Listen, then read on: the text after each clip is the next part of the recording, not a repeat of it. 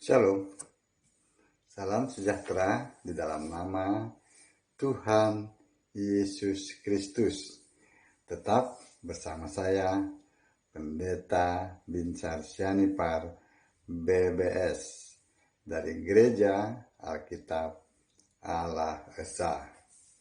Lengkap sudah ya, saya memperkenalkan dirinya terus menerus. Kali ini, Bapak Ibu yang saya kasihi, saya terus mengingatkan ya, dalam memahami Alkitab itu ada yang namanya konteks waktu. Jadi harus diperhatikan waktunya ya. Waktunya itu harus diperhatikan ya. Contohnya, kapan Yesus jadi manusia? Kapan Yesus itu Allah? Jadi zaman itu ya, dulu ya, yang waktu berjalan-jalan di Israel itu, yang firman yang jadi manusia itu ya, firman yang dibentuk ya jadi manusia ya, lahir dari Maria, itu manusia. Nah, pada saat dia mati di kayu salib, bangkit lalu kembali ke surga ya sebagai Allah. Nah, itu roh. Nah, jadi itu yang harus diperhatikan ya. Saat ini Yesus itu bukan manusia lagi, melainkan roh. Nah, itu ya yang harus diperhatikan ya, sehingga dalam memahami Alkitab tidak menabrak-nabrak ayat-ayat Alkitab ya. Kita akan melihat ya, ketika Yesus jadi manusia ya, siapa yang disebut anak itu ya? Itu adalah gelar dari manusia Yesus ya, anak Allah itu ya.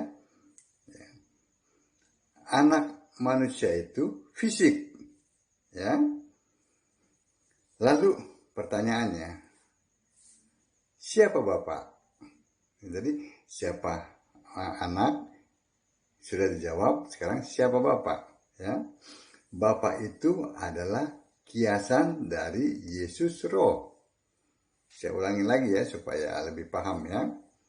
Sebutan Bapa itu adalah kiasan dari Yesus Roh yang ada di sorga. Karena saat itu Yesus sedang jadi manusia. Dan kiasan sebutan Bapa ini hanya berlaku kurang lebih 3,5 tahun ya. Dari mulai pelayanannya ya sebagai anak manusia ya sampai pada kematiannya di kayu salib ya. Itu masih menyebut Bapa ya. Tetapi pada saat Yesus bangkit kembali ke surga, kiasan Bapa itu tidak diperlukan lagi. Karena Yesus itulah Allah. Gitu ya. Jadi bukan Yesus itu Bapa, bukan. Yesus itulah Allah. Gitu. Jadi Bapa itu hanya kiasan ya. Dalam Yohanes 16 ayat 25. Jadi jelas ya, anak dan Bapa. Nah, sekarang setelah Yesus mati ya, bangkit dan kembali ke surga, masih ada sebutan anak juga, anak Allah. Siapa anak Allah dan siapa Bapak? Kan begitu pertanyaannya. Ingat konteks waktu ya, konteks waktunya harus diperhatikan ya. Setelah Yesus ya menjadi roh, setelah Yesus Kristus kan roh ya. Setelah dia bangkit ya, siapa anak dan siapa Bapak ya. Kita lihat dalam Kisah 2 ayat 36.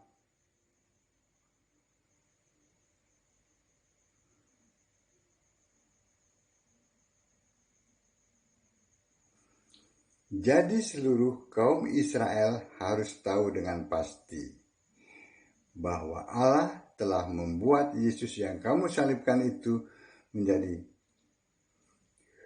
Tuhan dan Kristus. Ya. Perubahannya dari fisik menjadi roh, dari Yesus menjadi Yesus Kristus. Ya, pelan-pelan aja supaya bisa mengerti ya. Yohanes 1 ayat 41.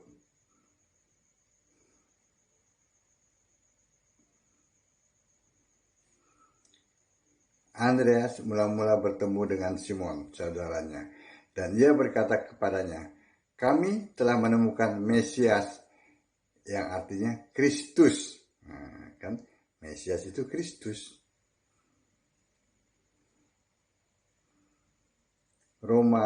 Kristus Mesias itu juga artinya Allah, ya. Roma 9 ayat 5, ya.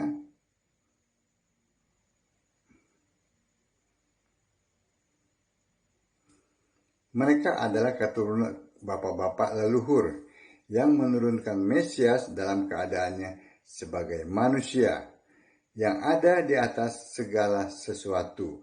Ia adalah Allah yang harus dipuji sampai selama-lamanya. Amin. Ya, Allah yang harus dipuji. Ya. Kristus harus roh, ya, Roma 8 ayat 9, ya.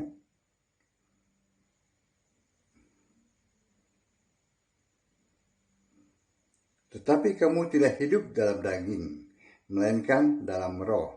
Jika memang roh Allah diam di dalam kamu.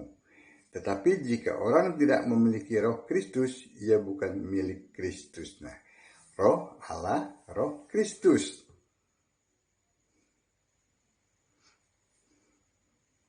Nah, yang jadi masalahnya, ya, kita tadi sudah lihat, ya, pada saat Yesus manusia, ya, yang disebut anak itu ya Yesus fisik, ya kan? Yang disebut Bapa itu adalah kiasan dari Yesus roh itu, ya. Nah, pada saat Yesus sudah roh, ya, sudah Kristus, ya, siapa anak dan siapa Bapa, gitu, ya. Tadi sudah saya jelaskan di situ, ya. Dan sekarang kita lihat lagi, ya. Dalam 1 Yohanes 2 ayat 22. Pendusta dan antikristus itu menolak baik Bapa maupun anak. Nah, siapa Bapa dan siapa anak, ya, ketika Yesus sudah Kristus, sudah roh, sudah Tuhan Allah, ya. Kan ditolak nih, ya. Ketika Yesus sudah Kristus, yang dimaksud Bapa adalah Bapa kekal Alfa Omega, itu loh.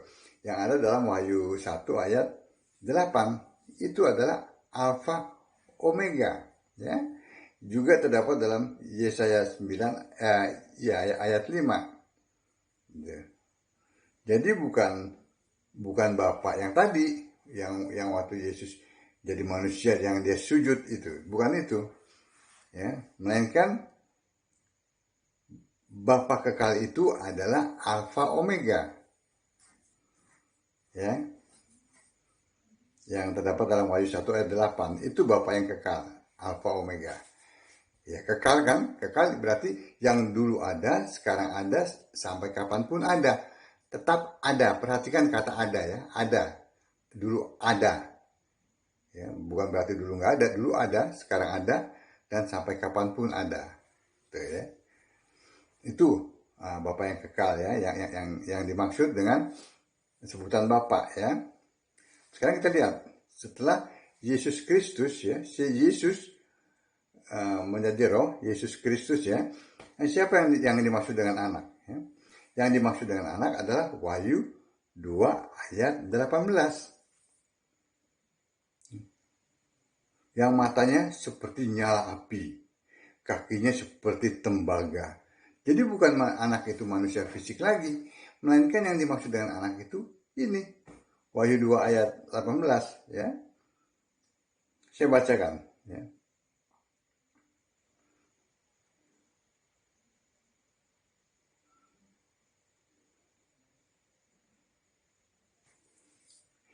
Dan tuliskanlah kepada malaikat jemaat di Tiatira. Inilah firman anak Allah, yang matanya bagaikan nyala api dan kakinya bagaikan tembaga. Nah, yang dimaksud setelah Yesus menjadi Kristus, ya, itu yang dimaksud dengan anak Allah itu bukan lagi anak manusia yang dilahirkan oleh Maria, melainkan dia itu adalah Allah. Ya, yang dimaksud dalam Wahyu 2 ayat 18, matanya bagaikan nyala api. Beda kan? Dan kakinya bagaikan tembaga. Amin. Jadi dalam membaca Alkitab itu harus memperhatikan konteks waktunya, sehingga tidak menabrak-nabrak ayat Alkitab, sehingga tidak gagal dalam memahami ayat Alkitab. Ya, saya ringkas lagi ya. Waktu Yesus itu manusia, yang disebut Bapa itu adalah kiasan dari Yesus Roh. Ya, terdapat dalam Yohanes 16 ayat 25. Yang dimaksud dengan anak Allah itu gelar firman yang adalah Allah, ya, dibentuk menjadi manusia, lahir lewat Maria. Nah, manusia inilah bergelar anak Allah. Ya. Setelah Yesus mati, ya, bangkit dan kembali ke surga, ya, yang dimaksud dengan Bapa itu, ya,